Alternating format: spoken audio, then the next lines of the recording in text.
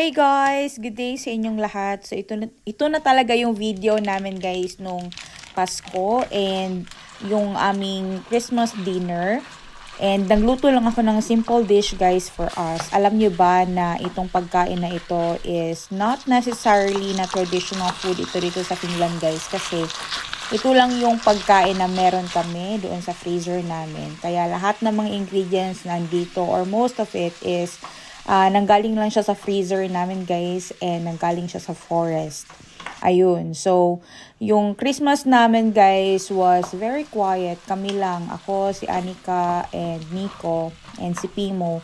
Kasi usually meron talaga kaming Christmas lunch sa family ni Nico. But this time, ginawa namin siya ng 26th. Pero actually that day, hindi kami nakapunta din. Kasi nga, not feeling well sa Anika by that time. So, yung niluluto ko dito guys is yung reindeer meat na binili namin last summer nung nagpunta kami ng Lapland when we visited Santa Claus. And nagpunta kami doon sa reindeer farm. So, yung giniling na karne ng reindeer ay hindi pa namin siya niluto. And meron akong 2 kilo nito. So, yung 1 kilo is ginamit ko dito guys sa aming Christmas dinner and gagawa ako ng lasagna. So yung reindeer meat is pinan-fry ko lang siya sa pan, tapos nilagyan ko siya ng salt, pepper, and truffle salt. Kasi yung truffle salt naman hindi siya ganun kamaalat guys, and hindi rin talaga ako masyadong maalatin na sa pagkain na ngayon. Tapos nilagyan ko lang siya ng tomato sauce na binili ni Nico sa store. Tapos, iset aside yan siya. Tapos, ano lang siya guys, i-assemble siya. Tapos, lalagyan lang namin siya nung white sauce guys na binili lang din namin sa store. Kasi wala na akong plan talaga or wala na akong panahon na gumawa ng own sauce. Kasi nga, sobrang busy ko guys. And, pagoda din ng inyong, nanay, Diyos mio, Marimar. Buti na lang talaga itong Christmas day is day off ko. And, meron talaga akong panahon and energy para gawin itong pagkain para sa Pasko namin. Kasi last year guys, wala talaga akong energy and hindi nga talaga kami nag-decorate ng Christmas namin during previous years. Kasi nga, or yung first year namin dito sa bahay na to, when Nico and I started living together. Kasi nga, we had a very terrible time. I was pregnant, but then hindi pala ako matutuloy na sa pagbubuntis and nagkaroon ako ng miscarriage, kaya wala talaga akong energy guys. But this time, meron na tayong energy and salamat sa Diyos guys na nalagpasan namin lahat ng yun, and we are so thankful na umabot kami sa Pasko. Another Christmas. So, yung pasta guys, sobrang tagal na yan sa cabinet ko. Hindi pa naman siya expired. Kaya ito na talaga yung best time na gamitin yan. So, hindi ko na yan siya ibuboil. Diretso mo na lang siya ilagay dyan sa pan guys. I-layer mo na lang siya. Tapos, pwede ka naman maglagay ng cheeses in between. So, yung cheese pala na ginamit ko guys dyan is yung mga nanggaling din sa Haviki, yung mga salad bags. Meron kasi yung mga cheeses and merong iba't ibang klaseng cheeses. So, yun na lang din yung ginamit ko. So, ang ginastos lang talaga dito guys, or binili ni Nico, nung pumunta siya sa store is yung pasta sauce lang talaga. Yun lang talaga ang binili niya, pati yung gatas namin guys, and itong white cream sauce for the lasagna sauce. Yun lang guys, and i-layer mo lang talaga siya guys. Wala naman talaga akong exact instruction, kung basta ma-assemble lang talaga siya guys, yun na yun. Kahit ano naman, I don't think so na sa pagkain kailangan talagang merong rule na ganito ang pagkagawa, ganyan. Siguro 'di ba kasi nga is a profession din para sa iba, but for me, since lutong bahay lang naman ito, bahala na magsaksak sinagulan niya kay basta kay mga kaon na tunog, mga tunaw na sa tungtiyan, dita mga hilo, okay ra kayo, 'di ba? So yun guys, layer ko lang siya. And after layering this one is ilalagay natin to dun sa oven namin. So yung paglulutuan natin nito guys is dun sa oven or na yung kung saan kami nagbo-burn din ng kahoy. Kasi meron yung siyang oven doon na side. Kaso lang last time is hindi pa namin siya nalinisan ni Nico. But this time around, nalinisan na namin siya and nalagyan na namin siya ng metery or meron na siyang meter doon sa loob guys na makikita namin gaano kainit yung or yung temperature sa loob ng oven. Kaya sabi ko kay Nico, doon na kami magluto. So minsan na lang talaga ako gumagamit sa aming stove guys na electricity kasi nga sobrang sulit talaga nitong stove top kung saan kami nagbe-burn din ng fire namin pampainit ng bahay. Doon ako nagluto tapos doon din tayo magluluto nitong ating lasagna sa oven. Ayun.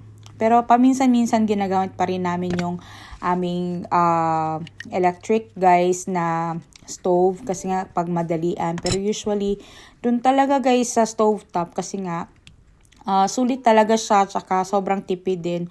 Pasensyahan nyo na talaga guys ha, kasi hindi talaga ako marunong tawag nito, voice over. So, paputol-putol lagi ni. But, this kind of things are very raw para sa akin guys. Raw lang talaga itong mga videos ko.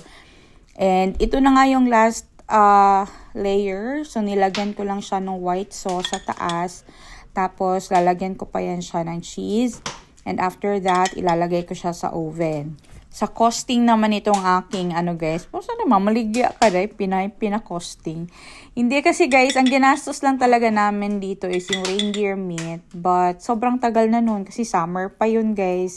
Tapos itong white sauce lang and yung tomato sauce, ang pinabili ko kay Nico talaga. Ang the rest was available lang siya sa bahay. Kasi mahilig kasi talaga ako mag-imbak ng pagkain guys na alam mo yung madali-dali namin siya makuha kasi para pag meron na talagang ready. So dito nga sa oven na to guys, ilalagay itong ating lasagna. Inihintayin lang natin siyang maluto.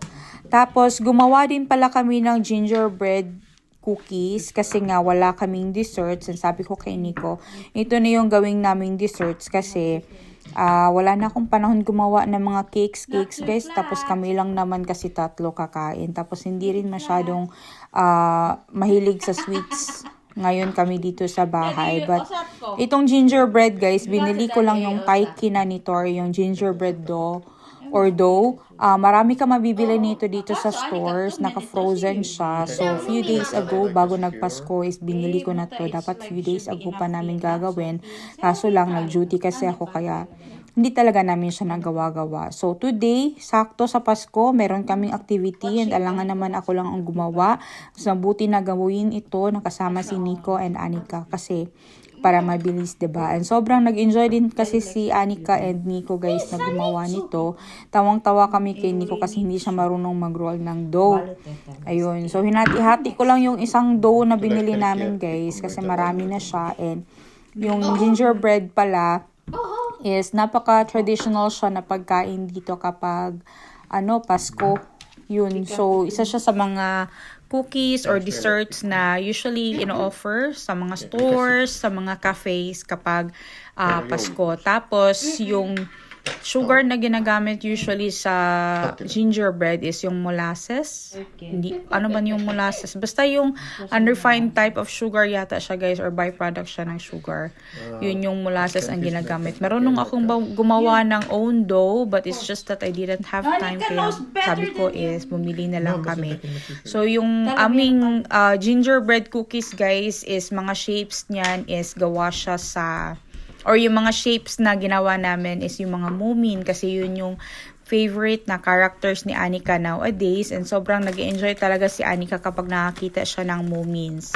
Sobrang nakakatuwa guys na merong mga simple activities na pwedeng gawin together as a family. And alam nyo ba, ito lang talaga yung Christmas guys na sobrang emotional and happy ako guys kasi mabibilang lang yung mga taon dito sa Finland guys na na-feel ko talaga yung Pasko.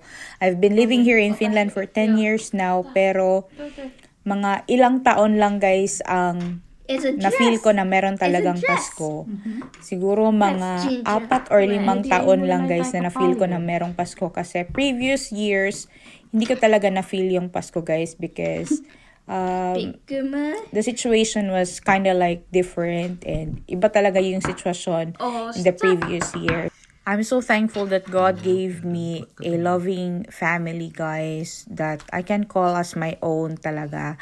And Nico was always there, and Anika was always there, and Pimo was always there, and my family in Philippines, and yung sister ko guys sa Denmark. So I feel so blessed for everything what I have right now sa Pasko. And it's the time of the year na alam mo yung emotional ka palagi kasi gusto mo yung makapili mo yung family mo sa Pilipinas kasi nga iba talaga ang Pasko sa atin. And you know that. And it's been 10 years na hindi kami nakakauwi ng Pilipinas, and I really don't know how it looks like. Ano yung itsura ng Pasko na sa atin. But yeah, the meaning of Christmas is really not about gifts naman para sa akin. It's about having your family around you and you love and understand each other. Yun yung pinaka-importante naman sa lahat para sa akin. So for our Christmas dinner guys, we will just be having a very simple one. And sobrang na-amaze ako guys kasi previous days na nagpunta kami ng store and mamili kami ng mga gamit namin sana sa lulutuin. Sabi ko kay Nico, hindi na lang kami bibili kasi lahat talaga ng bilihin guys, grabe, sobrang mamahal. Pero na-amaze ako sa mga tao kasi everybody was so busy. All the carts were full. Pero kami ni Nico guys and Anika, ang dala lang namin was basket. And our basket, ang laman lang is gatas, 2 gatas, and isang box ng cheese. Tapos, yung tomato sauce. Yun lang ang laman ng aming basket, guys. Pero yung mga tao, grabe, sobrang haba ng pila. Sobrang busy nila mamili ng mga bilihin for the Christmas. But for us, we didn't spend a lot of money. So, yun nga, sabi ko kay Nico, let's just make our Christmas dinner simple, and let's just try to make it as memorable as much as we can.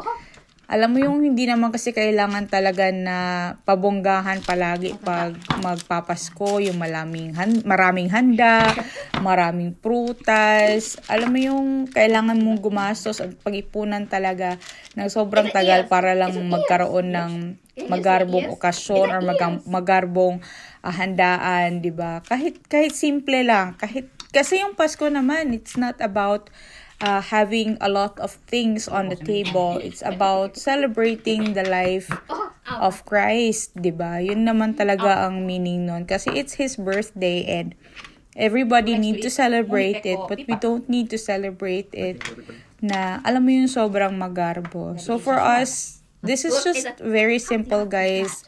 Itong gingerbread dough, this is only €1 something sa store.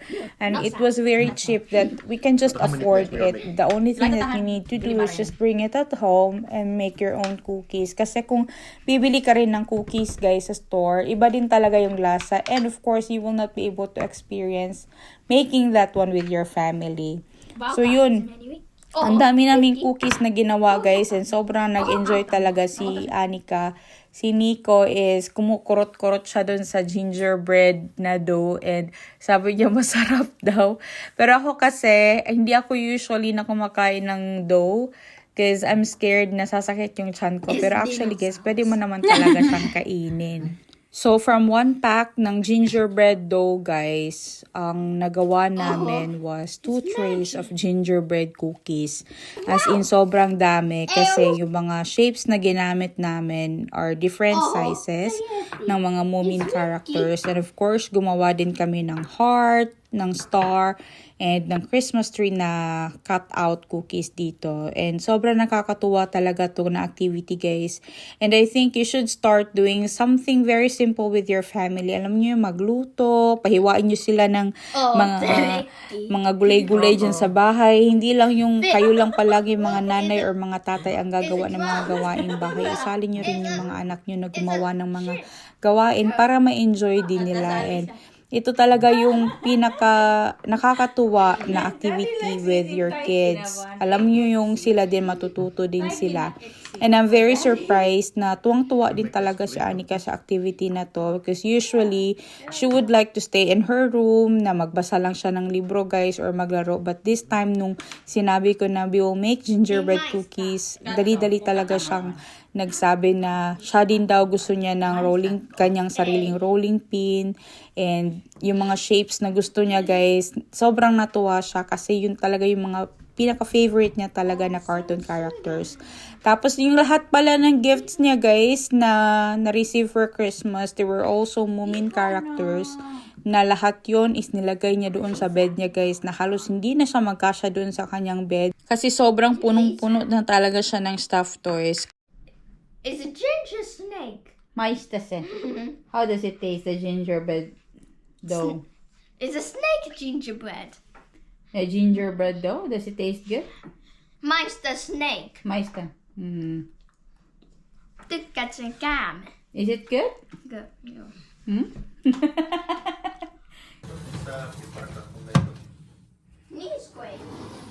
Dito sa Finland guys, very popular dito kapag Pasko yung mga bundt cakes, chocolates, plum quarks, or yung luwa mo, rahaka na tinatawag nila. But aside dyan, meron pang isang dessert na popular din aside from the gingerbread na ginawa nga namin.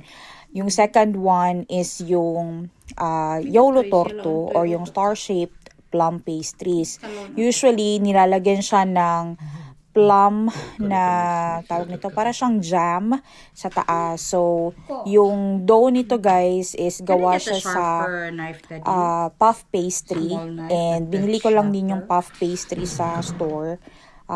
Frozen siya kasi mas madali yon compare na gagawa ako kasi nga wala tayong oras, diba? So, gagawa kami today ng Yolo Torto and lalagyan namin siya sa taas ng plum na marmalade or yung jam. So, ito naman is madali lang siyang gawin guys, and I learned one technique doon sa trabaho ko, and ito nga yung parang star siya. Usually, yung pinaka-simple na design lang ang ginagawa dito, but I want it to be something a little bit extra special, and of course, tutulungan tayo ni Anika and Nico para gawin to guys. And this is as well a very nice activity na gawin talaga as a family or with friends. And ito naman is another dessert namin for tonight. Kapag Pasko dito sa Finland guys, napaka-normal na makikita mo itong mga plum pastries, yung mga gingerbread sa mga different bake shops, sa mga groceries, kahit sa mga cafes and restaurants. Yan yung usual na siniserve nila sa kanilang mga buffet. Itong Yolo Torto guys, or yung tinatawag nila na Yule Tart, tinatawag din itong Tahati Torto or yung Star Tart. Kasi yung Tahati. Hindi na. Kalisod ba ginaning finish guys. Basta yung Star Tart siya guys is ano siya, isa talaga yan siya sa mga popular dito sa Finland kapag Christmas. So, traditionally talaga na siya na ginagawa kapag Pasko. Tapos, sometimes meron siyang star or pinwheel ang shape. Tapos, lalagyan mo siya ng prune jam sa taas. Tapos, isdadust mo siya ng icing sugar after. So, ito, tuwang-tuwa na naman si Anika kasi nga, meron na naman siyang bagong natutunan. And I really let Anika guys na gawin talaga yung mga bagay-bagay na mga ganito. Because this is good for her.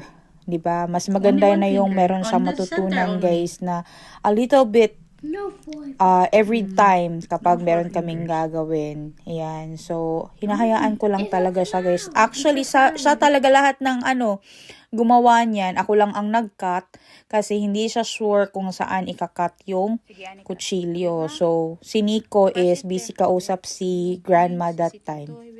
Kaya hindi na siya nakisali masyado. Kaya si Anika lang talaga ang nag-shape niyan guys. So ako lang yung taga-cut ng mga sides ng pastry.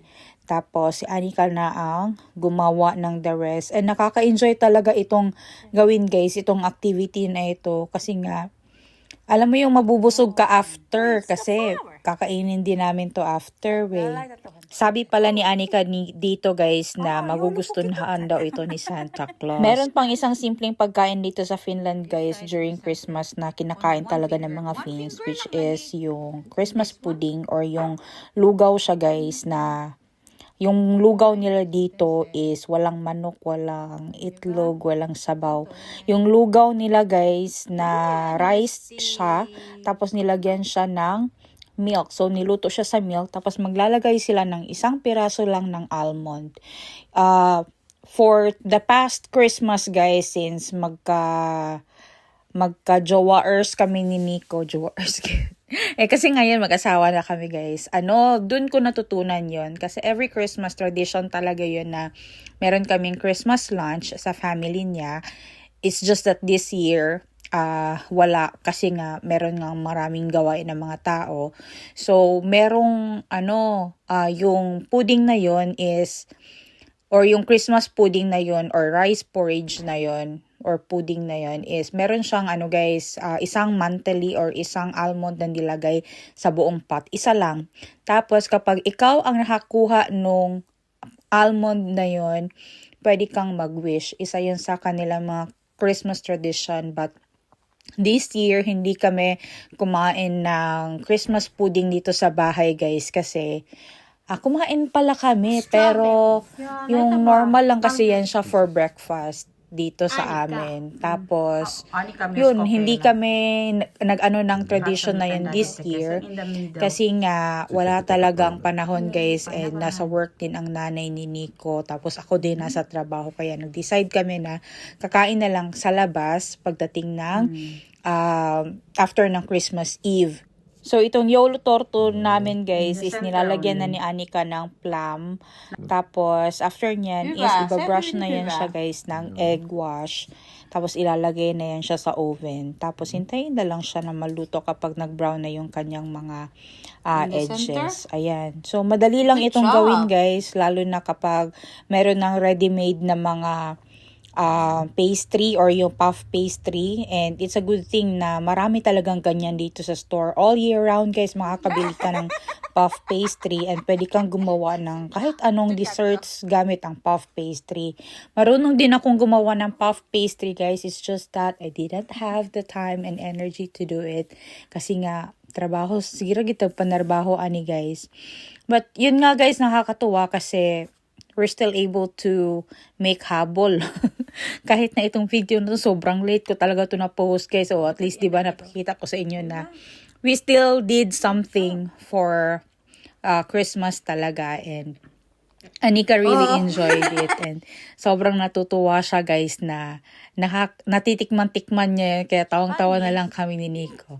Pero kapag bebenta nyo to guys, hindi pwedeng tikman ng diretsong ganyan. Syempre gumamit kayo ng separate spoon, kami lang naman din ang kakain nito, kaya okay lang din.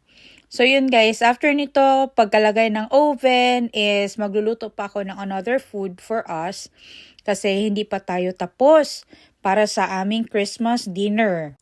Finally, naluto na jud ang among gingerbread cookies, guys. Sobra kahumot, as in, grabe, sobrang bango ng bahay. Pati yung mga Yolo Torto, naluto na rin siya, and sobrang bango. Tapos, bumili pala si Nico ng fruits today sa grocery. Tapos, yung mga pagkain namin sa mesa, guys, is hindi ko na-expect na ganito karami. Yung mga chocolates, guys, nanggaling pa yan sa Haviki yung iba. Tapos, ito na yung smoked deer ham. Yung deer, guys, is na-hunt ni Nico sa forest. Tapos, yung ating lasagna na reindeer. O, diba? Si Rudolph, kinakain namin during Pasko. Tapos, bumili din si Nico ng honey melon sa grocery today, guys. So, yan lang yung handa namin, guys. 3 lang naman kami. Pero, grabe, sobra-sobra yung pagkain sa mesa, and we feel so blessed and thankful talaga guys. We didn't spend a lot of money this Christmas for making this feast, and it was so amazing. Sobrang bango ng bahay. Yung lasagna was perfect. The Christmas cookies and yung Christmas tarts was perfect. It blended very well sa aming dessert. Tapos yung juice namin guys is lang yan siya, mixture of those fruits na na-juice namin. Tapos nilagyan ko siya ng iced tea, and nilagyan ko rin siya ng mga fruits guys. So yun na yung aming Christmas dinner, and it was very simple. Si Pimo is gusto ding humirit, but binigyan ko siya ng konting piece lang nung ham. Ayun, sobrang nakakatuwa and sobrang busog talaga yung aming tiyan. Cheers, Mami! And after eating heavy dinner guys, nag-coffee kami. Pinarisan namin nung cookies namin na sobrang sarap talaga guys. Hindi siya ganun katamis, and it was really perfect for coffee, pati yung tart na napakasarap talaga. Before this day will end guys, nagpapasalamat ako na marami sa inyong lahat. sa patuloy na panonood ng aming mga vlog. Please don't forget to like, share, and subscribe to our channel, The Lindemans and Lindeman Outdoors po. Salamat po sa inyong lahat guys sa patuloy na paghihintay ng aming mga videos. Sana po ay huwag kayong magsawa na manood ng aming mga video. Itong channel namin, hindi pa rin siya monetize until this time. Maghihintay pa ako ng March 26, 2025 to reapply again. But even though hindi monetize yung account namin, I will still try to post videos once in a while kapag kaya ng aking oras.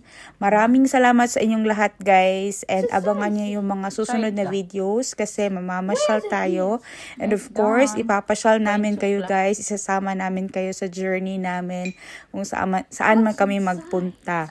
So I really try to make videos with everything na ginagawa namin because this is like a remembrance na rin, because I really don't take a lot of pictures but videos talaga guys, kasi ito magiging remembrance na lang namin, and I'm sure Anika and Nico will appreciate all of this kapag we are not around anymore. You know, hindi natin alam hanggang kailan tayo dito sa mundong to, but this is just an amazing day for us. We had a lot of activities together and Anika was so tired. Tingnan niyo yung kanyang bed guys. Punong-puno na yan ng kanyang toys. Yung mga Christmas toys niya guys na gifts sa kanya. Wala na talaga siyang space.